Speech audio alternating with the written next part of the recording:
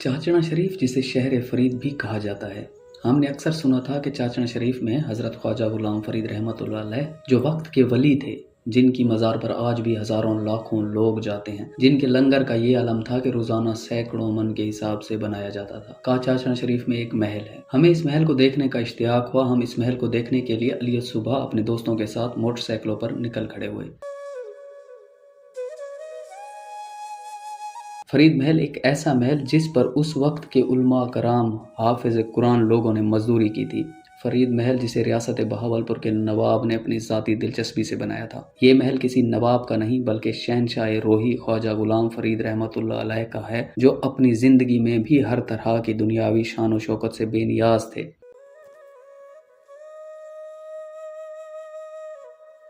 सूफी बुजुर्ग के नाम पर फरीद महल उनके मुरीद खास नवाब सादिक खान अब्बासी ने खुद तमीर कराया।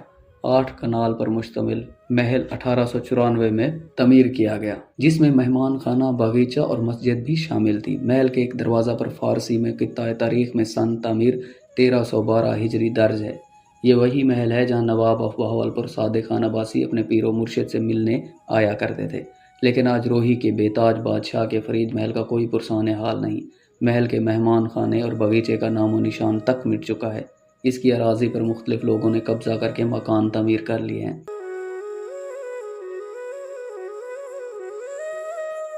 इस महल की तमीर के वक्त एक वाक़या और पेशन गोई की गई, जो हर्फ ब हर्फ सच साबित हुई, जिसका ख्वाजा गुलाम फरीद रहमतुल्लाह अलैह को भी उसी वक्त मालूम था, लेकिन उन्होंने अल्लाह पाक की रज़ा समझते हुए बाखुशी कबूल फरमाया।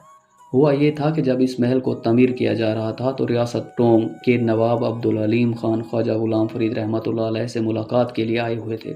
वो इल्म नजूम को जानते थे। उन्होंने जब वहाँ काम करते अफराद को देखा तो उनसे पूछा कि उसकी बुनियादें किस तरह रखी गई हैं।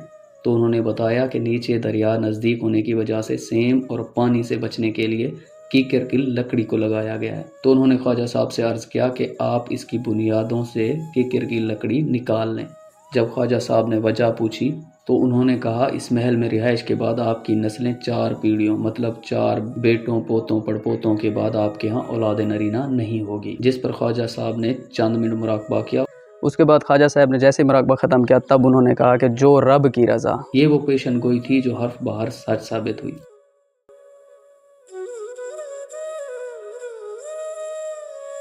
महल के कमरे वैरान और बेआबाद हैं। छतों पर लकड़ी का काम किया गया। एक कमरे में हज़रत ख्वाजा गुलाम फरीद की पालकी भी मौजूद है और वो चारपाई भी, जिस पर आपको गुस्ल दिया गया। लेकिन इस कमरे की छत भी गिर चुकी है।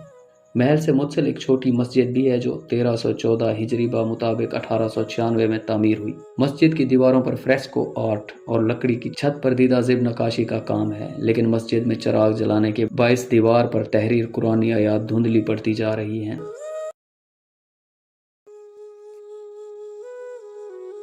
इसी महल से मुंसलिक ख्वाजा गुलाम फरीद के पीरो मुर्शिद और सगे भाई ख्वाजा फ़खर जहाँ रहमतुल्लाह अलैह का महल भी है, जो ख्वाजा फरीद का आबाई महल है। इस घर में पीपल का दरख्त मौजूद है जो हज़रत ख्वाजा गुलाम फरीद रहमतुल्लाह अलैह ने अपने हाथ मुबारक से लगाया था। और उस दौर की मस्जिद भी मौजूद है जो हिफाजत न होने के सबब बोसीदा होकर ख़त्म होती जा रही है।